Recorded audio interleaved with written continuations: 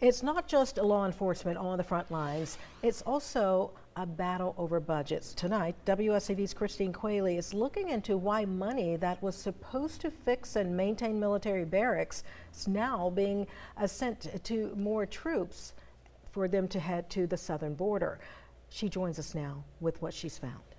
Yes, Tina. So the Pentagon has the discretion to move around funds within the Department of Defense as long as that money has already been appropriated by Congress. And in their fiscal plan for the rest of 2025, the Pentagon has decided to move $1 billion from a fund that is primarily used for barracks upgrades to fund President Trump's border mission. Facilities, Sustainment, Restoration, and Modernization. That's the fund where money for barracks maintenance and upgrades come from. Upgrades that the government identified as crucial back in 2023 after a scathing report identified unsafe and unsanitary conditions in barracks around the country. WSAV reported exclusively on some of the poor conditions in the barracks at our own Fort Stewart.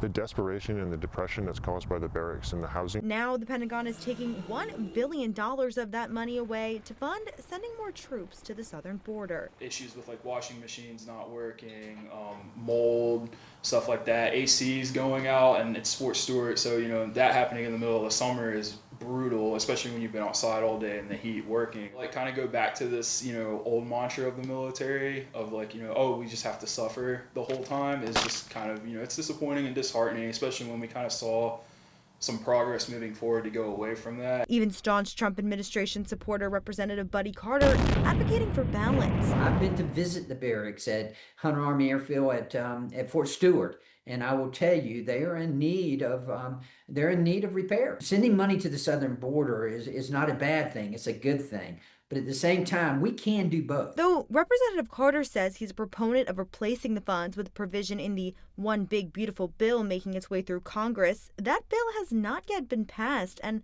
the funding isn't a guarantee. It doesn't matter whether it comes back or not, there's still going to be backlogged and there's still going to be expenses that pile up.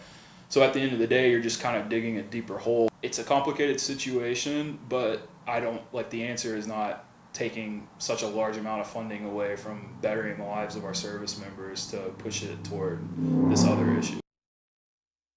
And last week, the House Armed Services Committee held a hearing about the Department of Defense's budgeting, where even several Republicans grilled Pentagon officials about the decision to divert funding from barracks improvement. But again, that's money for 2025, and that's already been appropriated.